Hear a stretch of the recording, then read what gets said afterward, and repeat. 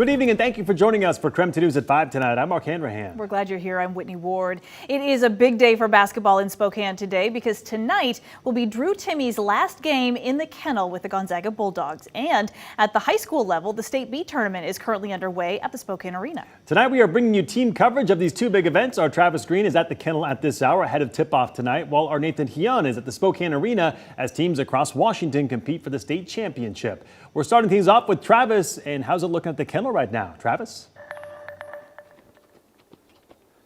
Hey, Mark, obviously people filing in here. You can see them walking by right now. We could kind of call it the calm before the cry. Gonzaga hosting Chicago State for its regular season finale, but tonight's really about Drew Timme, a top 5 Zag of all time. You could even argue the greatest Zag of all time. That just depends on who you talk to with that. They'll probably have a good debate, a long list of solid Zags that you can name off. But Timme winning the West Coast Conference Player of the Year today for the second season in a row. This comes after he's averaged over 21 points a game and shot over 61% from the field.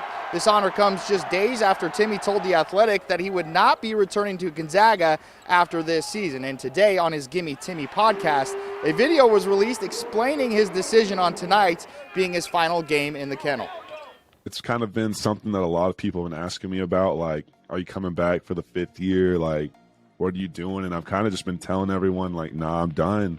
I've done my 4 years. I've had a hell of a time. It's been the best time of my life. It's just time for me to move on, you know. I think it's been a match made in heaven. It's been the perfect fit for me. I love everything about GU, Spokane, the kennel, but I kind of just feel like it's time for us to kind of say our goodbyes, you know. And no doubt it'll be an emotional night here at the kennel. An interesting note for Timme, he's 39 points away from passing Frank Burgess to become Gonzaga's all-time career scoring leader. Could he do it tonight? Maybe. That'd be a career high for him, but we've seen Timme have some remarkable games. Speaking of Timme, a lot of fans love the guy, right? Well, we've got Janelle Finch. She was talking to some fans today about it. Absolutely. Thanks, Travis. Yeah, we are 1 hour away from tip-off, but fans have been excited all day for this game. And of course, it's going to be Timme's last game. Tonight marks the end of the era for the Gonzaga All-Star. Drew, we love you. Thank you for the past 4 years. Done a great job in repping the school, and excited to see you play. Drew Timme says he's officially ready for a career beyond the kennel. From the first time he took the court to his last, basketball fans will remember Drew Timme for his gameplay and his other notable signatures. And I think he knows what that means. Tuesday, Drew Timme announced he would not be coming back to GU for his final year of eligibility. So tonight's final home game will mark the end of an era. But fans say they're excited for his next steps. It's going to be sad, but it's great to see what he's done for the program. Excited to see his last game in the kennel. Really good dude, so love him. Glad he's happy to be a Zag, and we're really proud of him. Timme has spent 4 years donning a Bulldogs jersey. Fans say every game in the kennel is a game to watch. And tonight, fans aren't expecting anything different. It's crazy because he started when we were freshmen, so we've never had like Gonzaga games without Drew Timme. Yeah, it'll definitely be a different Gonzaga without him, but he's gonna put Chicago State in the spin cycle tonight. Even though tonight is his last time playing in the kennel, fans say Timme's time isn't up yet. There's still work to do. We're all behind them. We want to see them make a deep run March and win the WCC, obviously. Hopefully this last year we can get both the West Coast Conference Tournament champion and the March Madness ship. But until that, here's to the last time Drew Timme gets to hear Go Zags! As a Gonzaga basketball player playing in the kennel. And anyone who knows GU baseball knows that Drew Timme isn't going away without making his mark on this program. He will be walking away from his time as a Zag as making the most baskets in GU history. Live from the kennel, Janelle Finch, KREM 2 News. Janelle, thank you. Love the mustached basketball. Very piece, clever. Right? Yes, clever I like indeed. it. All right, the 1B, 2B state basketball tournament is back at the Spokane Arena. Each division features a boys and girls bracket to crown a state champion. So KREM 2's Nathan Hyun has been taking in all the action there today. So Nathan, how fun of an assignment has this been for you today? Yeah, guys, it's been a lot of fun. And, you know, a lot of these kids have come here from around the state. Take a look at this crowd. There's this band just from Northwest Christian right here. And when I talk to a lot of them, they're excited and they hope their team wins for this season. Fans were ready. Ready to skip school. We're skipping school. Fans from around the inland Northwest and the entire state show up. I think it's kind of lame if you don't, and like showing your school spirit. This doesn't happen that often, and it's a big deal to come out here. Not only does the state championship bring thousands of people to Spokane and some bands, it brings a huge economic boom. What it does for this community and the economic impact is over $4.2 million. And so we see that throughout the community, through shopping, through dining, through... More than 900 athletes compete here during the 4-day event, most from small communities. Well, we're part of a small community out on the Spokane Reservation, and we want to come out here to support the kids that are in our community. It's only the first day, and fans couldn't be more excited. It's great. Little towns from everywhere are here to play basketball, and it's just a great event. We actually played here a few years ago when we were in high school too, but we really like to come almost every year. It's just a fun environment. Some fans more excited than others. Because our team is the best. We're coming here to win state, baby. Let's go.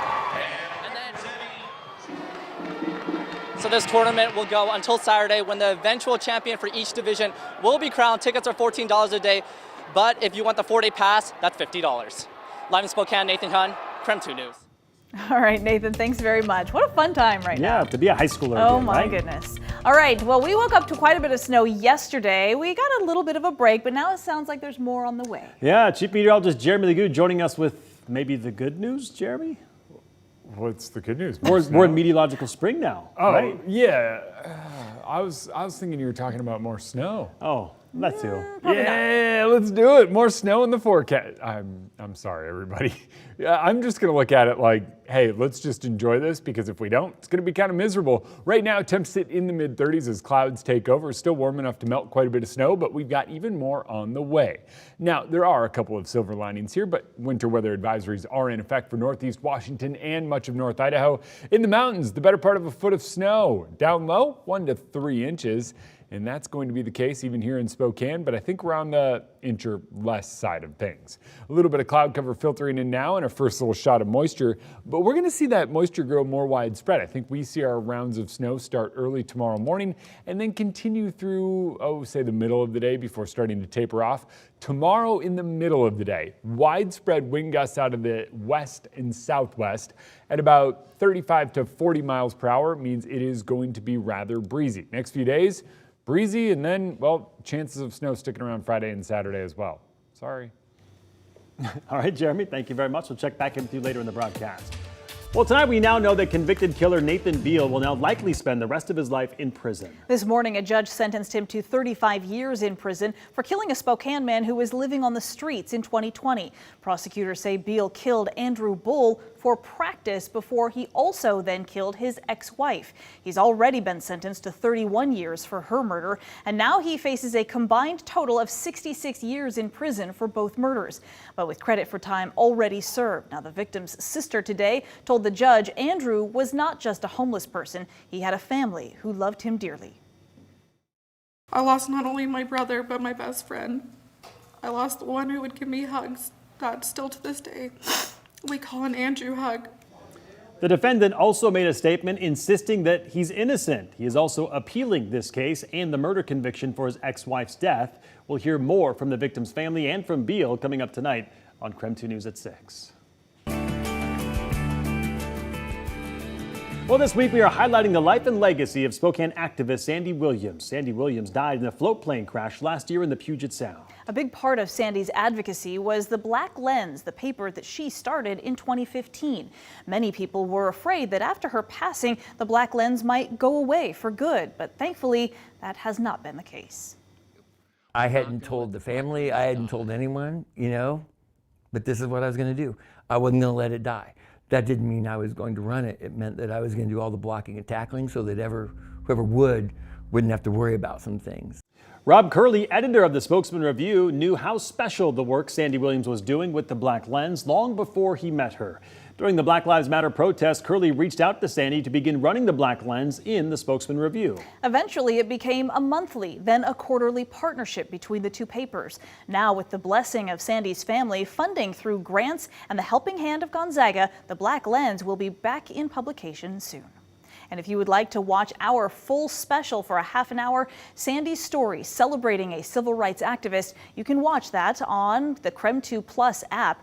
And if you don't have the app yet, you can download it right now for free on Roku and Amazon Fire.